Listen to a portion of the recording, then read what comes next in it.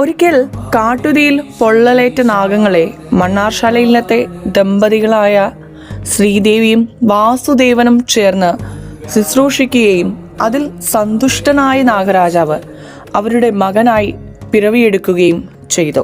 ഈ പുത്രൻ ഇല്ലത്തെ നിലവറയിൽ കുടികൊള്ളുന്നു എന്നതാണ് വിശ്വാസം. വിശ്വാസം മാത്രമല്ല, അതാണ് സത്യവും. അതെ, ഇല്ലത്ത് മനുഷ്യപുത്രനും സർപ്പപുത്രനും ഒന്നിച്ച് കളിച്ചു വളർന്നു. കാലം കഴിഞ്ഞപ്പോൾ കൗമാരത്തിലെത്തിയ നാഗരാജന് മനസ്സിലായി തനിക്ക് നിത്യ ധ്യാനത്തിലേക്ക് പോകേണ്ട സമയമായി എന്നത്. തൻ്റെ അമ്മയോട് അനുവാദം ചോദിച്ചുകൊണ്ട് നാഗരാജൻ ഇല്ലത്തിൻ്റെ വടക്കേ വശത്തുള്ള നിലവറയിലേക്ക് പ്രവേശിച്ചു. അങ്ങോട്ട് ആരും തന്നെ വന്ന് ശല്യം ചെയ്യരുതെന്നും കൽപ്പിച്ചു.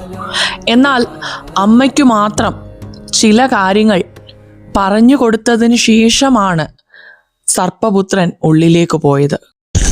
ദൈവമായാലും മനുഷ്യനായാലും അമ്മയാണ് വലുത് എന്ന മഹാപാഠം നാഗരാജൻ ഇവിടെ പറയുന്നത്.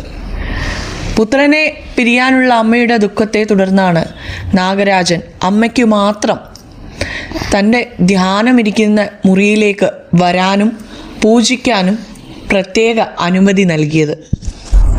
ശിവരാത്രിയുടെ പിറ്റേ ദിവസം മാത്രം നിലവറ തുറക്കുകയും പ്രത്യേകതരം പൂജകളും അവിടെ നടത്തുകയും ചെയ്യും. അമ്മയ്ക്ക് മാത്രമാണ് അതിനുള്ള അവകാശം. അങ്ങനെ സാക്ഷാൽ നാഗരാജാവിൻ്റെ അമ്മയെ ലോകമെമ്പാടുമുള്ളവർ അമ്മയായി ആരാധിക്കുന്നു. ഉരുളി കമഴ്ത്തൽ ക്ഷേത്രത്തിലെ വളരെ പ്രാധാന്യമുള്ളൊരു ചടങ്ങാണ്.